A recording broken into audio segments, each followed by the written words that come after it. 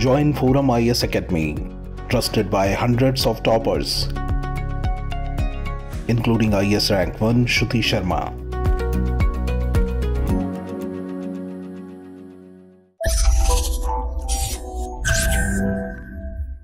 Hello friends, welcome back to Forum IAS YouTube channel.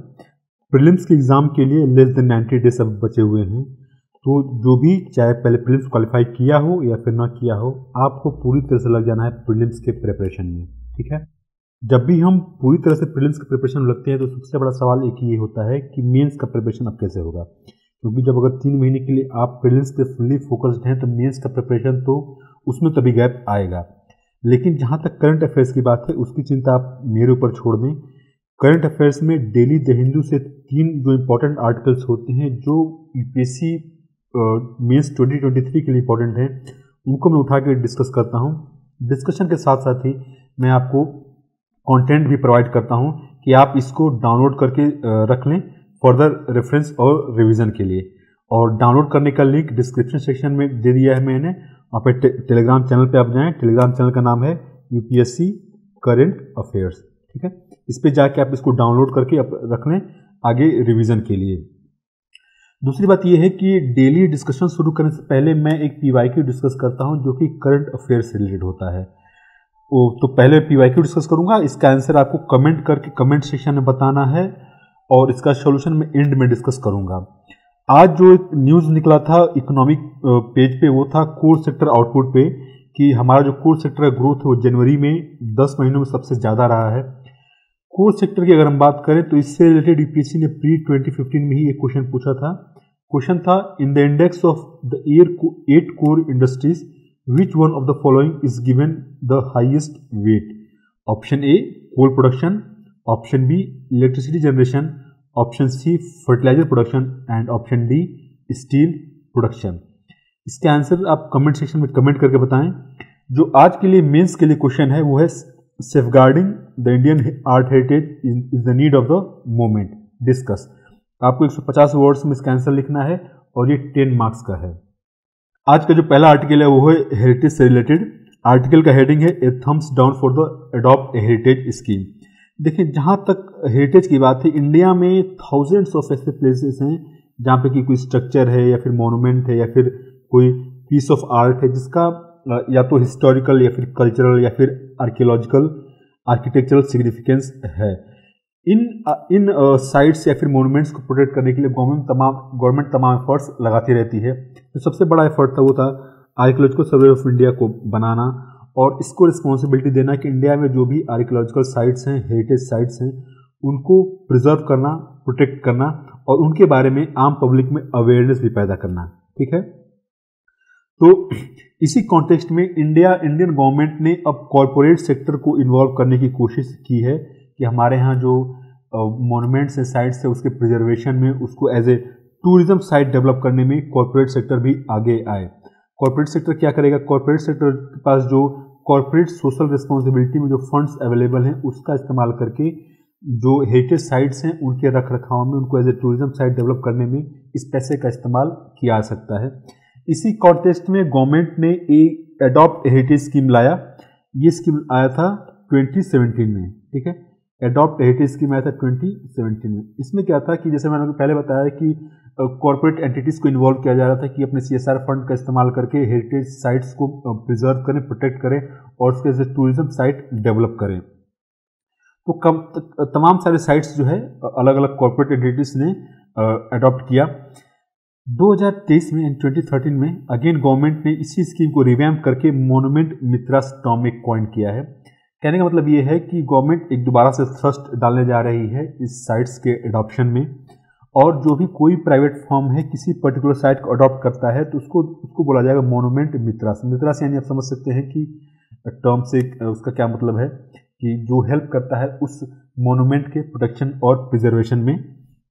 ठीक है, again इस CSR model पे ही है, स्कीम वही है, सिर्फ इसको रिवैम्प कर दिया गया है। ठीक है, अब देखिए जैसे हमने बताया कि हेरिटेज क्या होता है। हेरिटेज कोई बिल्डिंग है, आर्टिफैक्ट्स है, स्ट्रक्चर है जिसका हिस्टोरिक, आर्कियोलॉजिकल या फिर कल्चरल सिग्निफिकेंस है, इसको बोलते हैं हेरिटेज। तो हमारा यहाँ पे ऑब्जेक्टिव ये डिस्कस करना कि जिस तरह से गवर्नमेंट कॉर्पोरेट सेक्टर को इन्वॉल्व करना चाह रही है या फिर कर रही है वो एक सस्टेनेबल और प्रॉपर तरीका नहीं है। इसके काफ़ी सारे इम्प्लीकेशंस हो सकते हैं लॉन्ग टर्म में।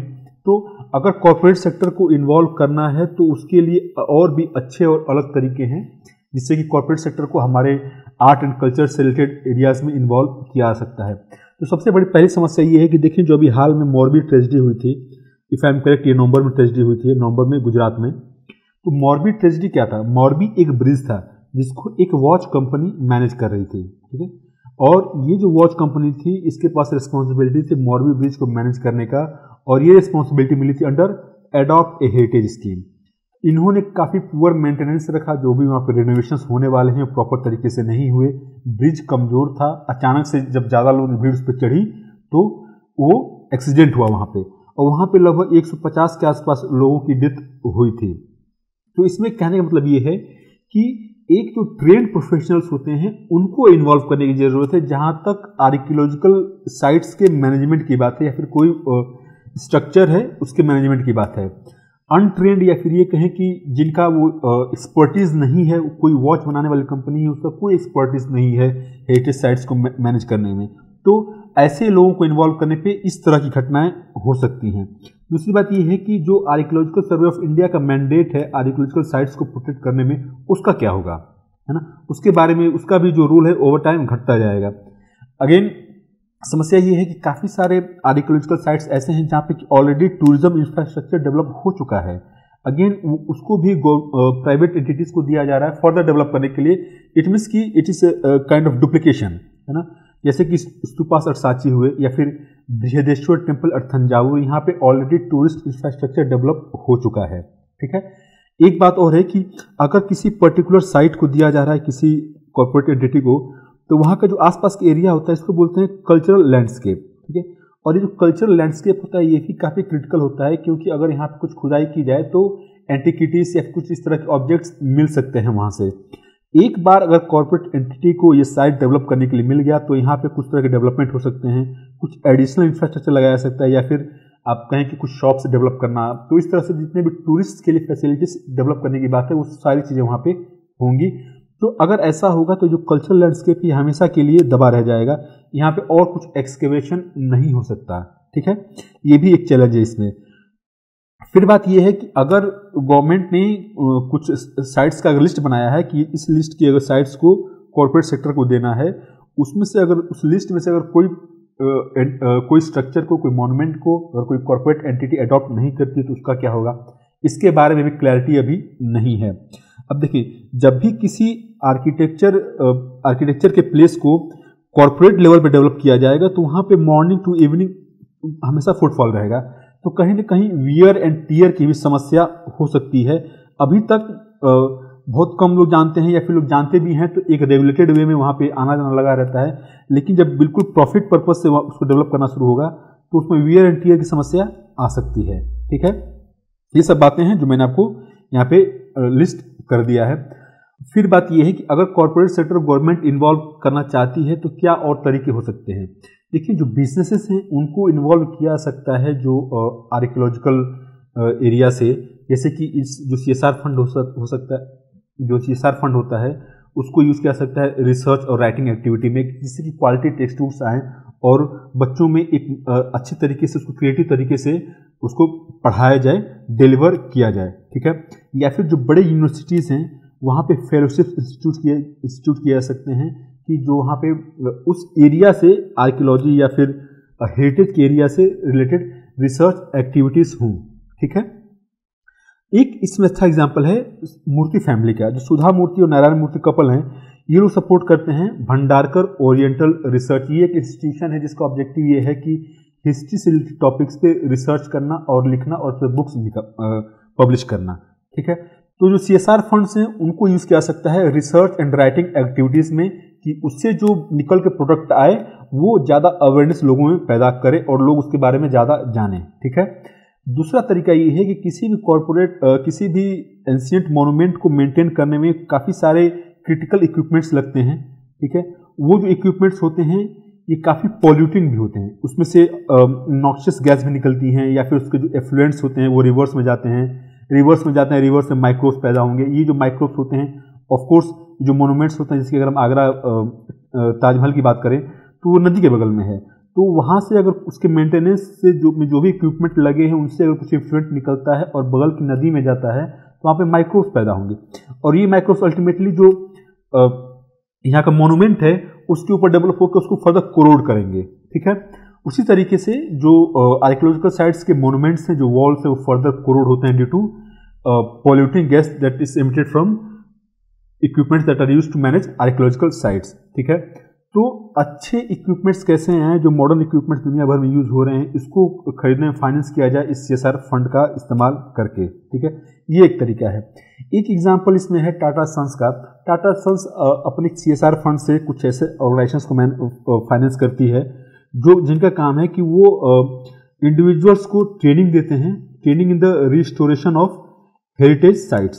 ठीक है, जो हेरिटेज मोनूमेंट्स हैं उनके रेस्टोरेशन में जो ट्रेनिंग होता है उसकी ट्रेनिंग देने का लोग काम करते हैं। तो ये बात थी कि कहने का मतलब ये है कि जो तरीका गवर्नमेंट अपना रही है कॉर्पोरेट सेक्टर को इन्वॉल्व करने के लिए, जहाँ तक हेरिटेज साइट्स के मैनेजमेंट की बात है, वो एक सस्टेनेबल तरीका नहीं है, बल्कि CSR फंड्स को और इनोवेटिव और प्रोडक्टिव तरीके से यूज किया सकता है in creating awareness among the students and research individuals. ये बात हुई। तो इसी तर्ज पे कुछ ऐसे इंस्टीट्यूशंस हैं जैसे कि द्रोणा फाउंडेशन हुआ या फिर centre for advancement of traditional building technology and skills.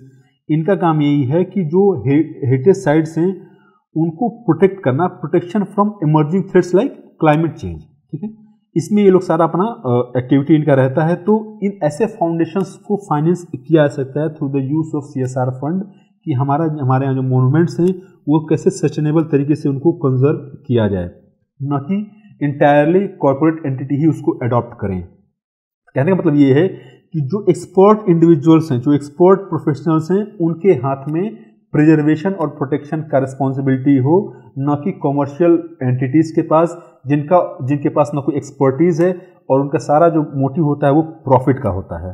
ठीक है, ये बात हुई हेरिटेज साइट्स के मेंटेनेंस के बारे में। और इससे रिलेटेड एक मेंस में क्वेश्चन आ चुका है 2018 में, जैसे मैंने आपको बताया। ठीक है, तो अगर इंडियन आर्ट हेरिटेज से अगर कोई भी क्वेश्चन बनता है आगे, तो इसमें जो आर्गुमेंट्स है इसको यूज किया जा सकता है। जो नेक्स्ट आर्टिकल है वो है international courts and climate justice. एक छोटा सा स्मॉल आइलैंड स्टेट, इसका नाम है वानुआतू। ठीक है, ये इंटरनेशनल कोर्ट ऑफ जस्टिस के पास गया है on the question of climate change. पहले मैं आपको ब्रीफली बता दूं कि इंटरनेशनल कोर्ट ऑफ जस्टिस की क्या ज्यूरिसडिक्शन है, क्या मैंडेट है उसका। इंटरनेशनल कोर्ट ऑफ जस्टिस के दो ज्यूरिसडिक्शन है, एक होता है कॉन्टेंशियस, एक होता है एडवाइजरी। कॉन्टेंशियस में क्या होता है कि कोई भी दो पार्टीज हैं, अगर उनका कुछ बॉर्डर डिस्प्यूट है या फिर सी एरिया को लेकर डिस्प्यूट है, तो ये लोग म्यूचुअल कंसेंट से जा सकते हैं ICJ के पास। ठीक है, ICJ उस पर जजमेंट देगा और ये जजमेंट होता है ये बाइंडिंग होता है।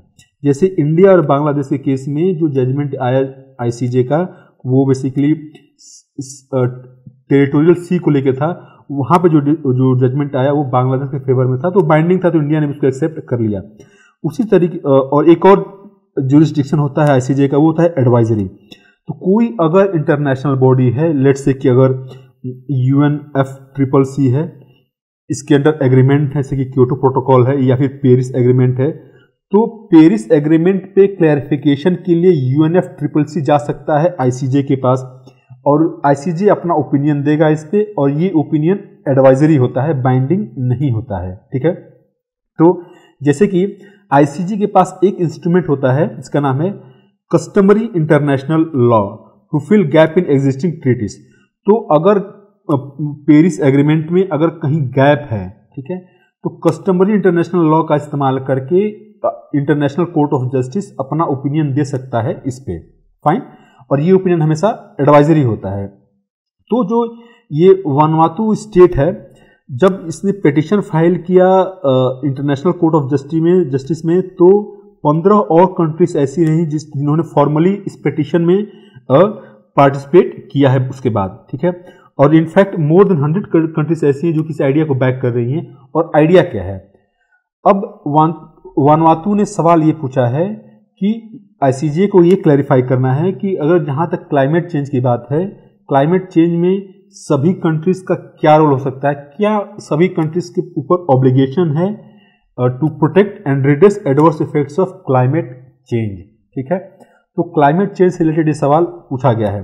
अब देखें, जो पेरिस एग्रीमेंट है, पेरिस एग्रीमेंट में अभी भी यूनानिमिटी नहीं है कि किस कंट्री को कितना एमिशन कट करना है, किस कंट्री के ऊपर हिस्टोरिकल रिस्पॉन्सिबिलिटी है, क्योंकि वो 200-300 साल से एमिशन कर रहे हैं और उसका इफेक्ट है, नेट इफेक्ट है कि आज क्लाइमेट चेंज हमें देखना पड़ रहा है। तो किसको कितना एमिशन कम करना है, किसके ऊपर फाइनेंशियल ऑब्लिगेशन होगा, किसको टेक्नोलॉजी ट्रांसफर करना है, ये सब तमाम जो ग्रे एरियाज हैं अभी है। ठीक है, ये सब आते हैं मिटिगेशन और एडेप्टेशन में, तो ये सब अभी ग्रे एरिया से भी यहाँ पे अभी क्लैरिटी नहीं है। तो वानुआतू ने जो पहला सवाल पूछा है कि what are the international obligations of countries toward the production of the climate system from anthropogenic emissions of green house gases for the present and future generations. ठीक है, तो अगर ये मिसिंग है पेरिस एग्रीमेंट में ये सवाल, तो इस सवाल को का जवाब दे सकता है इंटरनेशनल कोर्ट ऑफ जस्टिस।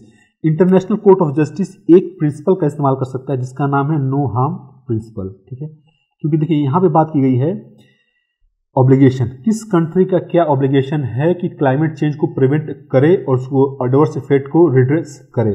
तो नो हार्म प्रिंसिपल का मतलब ये होता है कि कोई एक कंट्री है तो कोई एक कंट्री अपने टेरिटरी में कुछ ऐसा काम ना करे कि किसी नेबरिंग एरिया के या किसी नेबरिंग टेरिटरी में उसका इम्पैक्ट देखने को मिले।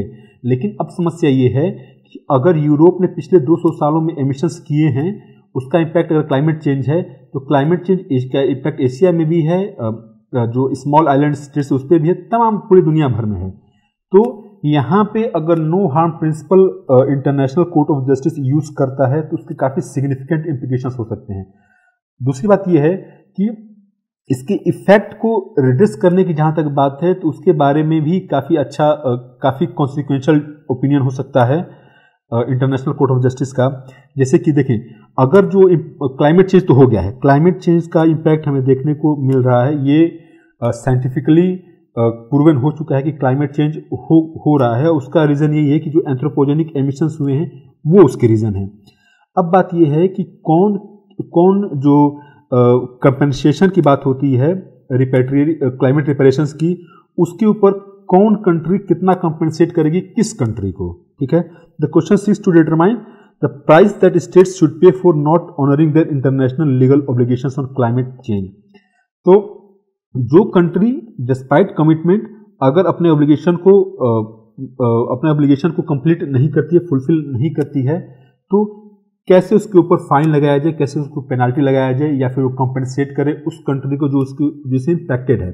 अब देखिए यहाँ पे बात आज से दो बातें आती हैं। पहली बात है हिस्टोरिकल रिस्पॉन्सिबिलिटी। ठीक है, दूसरी बात है कि जो नेशनली डिटरमाइंड कंट्रीब्यूशंस हैं, जो कंट्रीज ने वॉलंटरली कमिट किया है एमिशंस को कम करने का या फिर एमिशन इंटेंसिटी को कम करने का या फिर रिन्यूएबल एनर्जी को बढ़ाने का, अगर इस कमिटमेंट को नहीं फुलफिल किया जाता है तो उसके क्या इम्प्लीकेशंस होंगे, कैसे उस कंट्री को कंपनसेट करना पड़ेगा। ठीक है, तो इससे रिलेटेड दो टर्म हैं।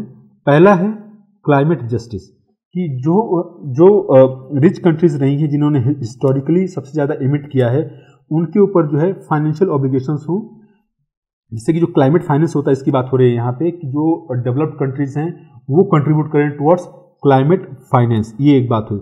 दूसरी बात है लॉस एंड डैमेज का। देखें, जो COP27 अभी कंक्लूड हुआ है वहाँ पे लॉस एंड डैमेज फंड बनाया गया है, लेकिन अभी एक क्लैरिटी नहीं है कि इस फंड में पैसा कहाँ से आएगा। ठीक है, और ये पैसा कैसे आएगा इस पर क्लैरिटी आ सकता है अगर ICJ कुछ अपना ओपिनियन देता है कि अगर कोई कंट्री के ऊपर हिस्टोरिकल रिस्पॉन्सिबिलिटी है या फिर कोई कंट्री NDCs को फुलफिल नहीं करती है तो पैसा उस कंट्री को पे करना पड़ेगा। ठीक है, तो ये अभी लॉस एंड डैमेज फंड अभी बनाया गया है, ये ऑपरेशनलाइज नहीं हुआ है, क्योंकि सबसे बड़ा सवाल इसमें ये है कि पैसा कौन देगा और क्यों देगा, कोई पैसा देगा तो। ठीक है, और किस प्रोपोर्शन में अगर कोई देगा अभी तो किस प्रोपोर्शन में देगा, ये सब अभी ग्रे एरियाज हैं। ठीक है, तो ये सब इस पर क्लैरिटी मिल सकती है।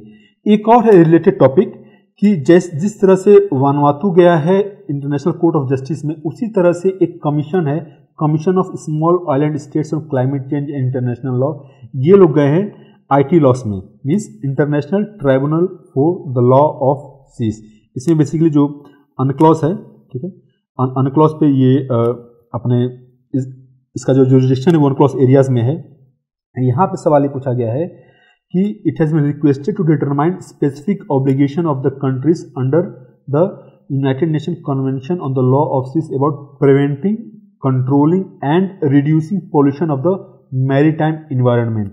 ठीक है, तो जैसे वानुआतू के ICJ में क्लाइमेट चेंज के क्वेश्चन को लेके उसी तरह से जो ये कमीशन है स्मॉल आइलैंड्स का on the matter of climate change and international Law, ये लोग गए हैं ITLOS में किस क्वेश्चन पे, मैरीन इन्वायरमेंट पे। ठीक है, तो दोनों ही एरिया इन्वायरमेंट से रिलेटेड हैं।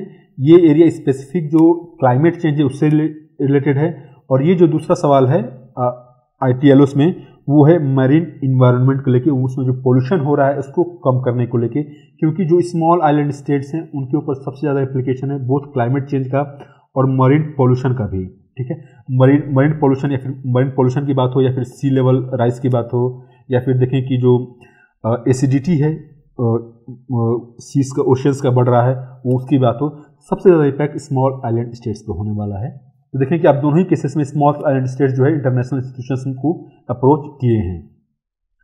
जो लास्ट आर्टिकल है वो न्यू वर्ल्ड डिसऑर्डर को लेके है। न्यू वर्ल्ड डिसऑर्डर का मतलब ये है कि जो करंट इंटरनेशनल माहौल है वो कहीं ना कहीं बदलता हुआ दिख रहा है। इसमें बेसिकली बात ये की गई है कि जो चैलेंजेस हैं करंट जियोपॉलिटिकल लैंडस्केप को लेके, वहाँ उस इंडिया को कैसे नेविगेट करना चाहिए, ये इसमें डिस्कस किया गया है। देखें, सबसे पहली बात यह है कि जब से सेकेंड वर्ल्ड वॉर 2 खत्म हुआ, वर्ल्ड वॉर 2 के बाद ग्लोबल ऑर्डर ने 2 मेजर ट्रांजिशंस नोटिस किए हैं। पहला था कोल्ड वॉर, जहाँ पे जो बाईपोलर वर्ल्ड था जिसमें 2 पोल थे, सोवियत यूनियन और नाटो। ठीक है, बेसिकली ये जो वॉर्सो ट्रीटी कंट्रीज थी वो थी और नाटो कंट्रीज थी, ये था कोल्ड वॉर।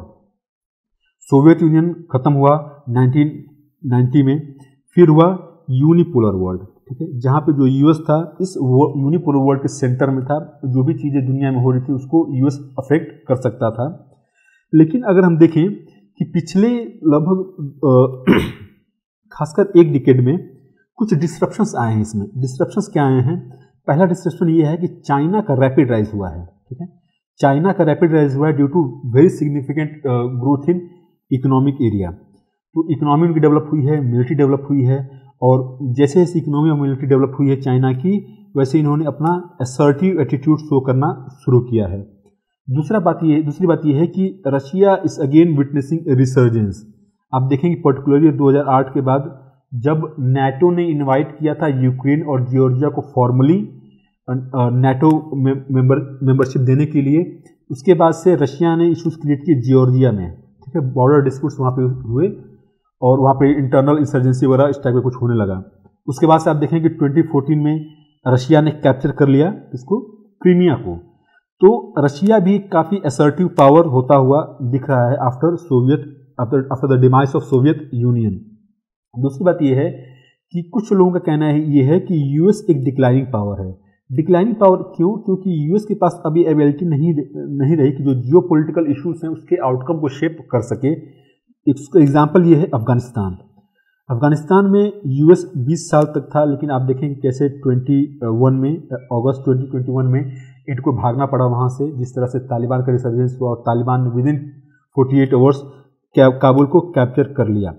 तो ये चाइना का रैपिड राइज है, रशिया का एग्रेसिव फॉरेन पॉलिसी और यूएस का जो डिक्लाइन है, इससे कहीं ऐसा दिख रहा है कि जो पहले और दूसरे ग्लोबल ऑर्डर के ट्रांजिशन के बाद अब दुनिया एक थर्ड ट्रांजिशन विटनेस कर रही है, जहाँ पे कि काफ़ी चीज़ें अनक्लियर हैं, मेसी हैं, क्लैरिटी नहीं है कि फॉरेन पॉलिसी कैसी होनी चाहिए, क्या डिसीजंस लेने जाने चाहिए।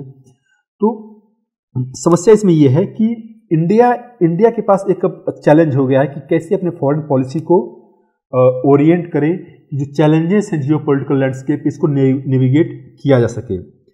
एक इसमें इशू ये है कि लोगों का क्रिटिसिज्म ये है कि इंडिया काफ़ी एक आइडियोलॉजिकल स्टैंड लेता है जो कि प्रैक्टिकल नहीं है।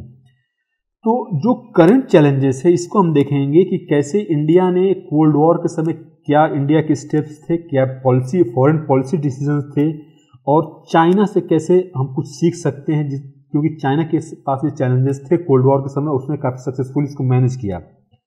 देखें, जो ये कहना है कि कोल्ड वॉर के समय इंडिया ने एक नॉन अलाइंड कंट्री थी और इंडिया का पोजीशन काफ़ी रिजिड था, ऐसी बात नहीं थी। इंडिया ने सिचुएशन को देख के अपने फॉरेन पॉलिसी को चेंज किया।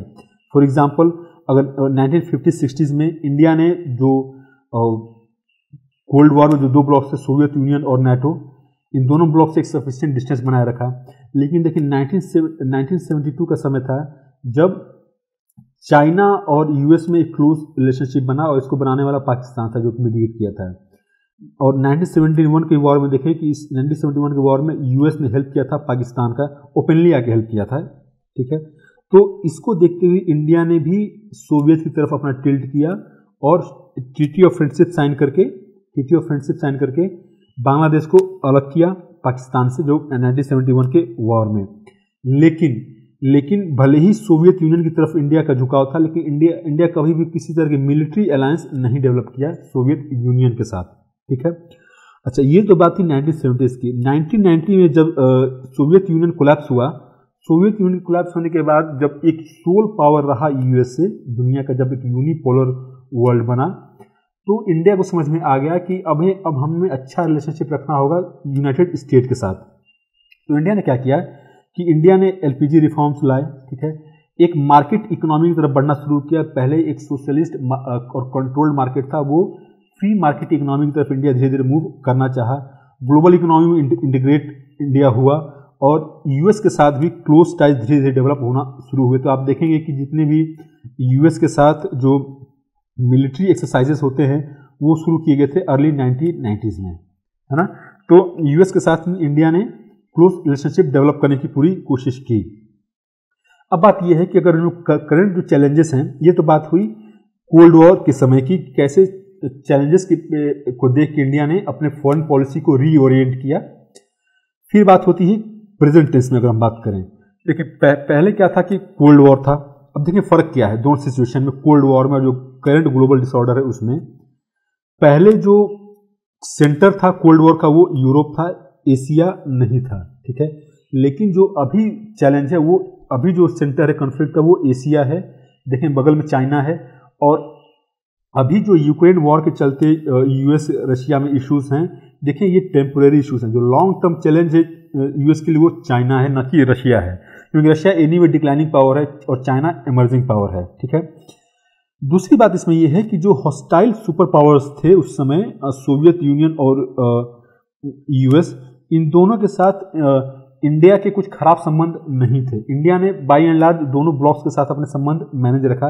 लेकिन इसमें जो एक पार्टी है वो चाइना है, ठीक है। चाइना हमारा नेबर है और अगर यहाँ पे कुछ कोल्ड वॉर तरह का माहौल बन रहा है तो इंडिया के ऊपर भी इम्प्लीकेशंस होंगे, भले ही इंडिया उसमें पार्टिसिपेट करना चाहे या न करना चाहे, ठीक है। तो मेन समस्या है चाइना प्रॉब्लम।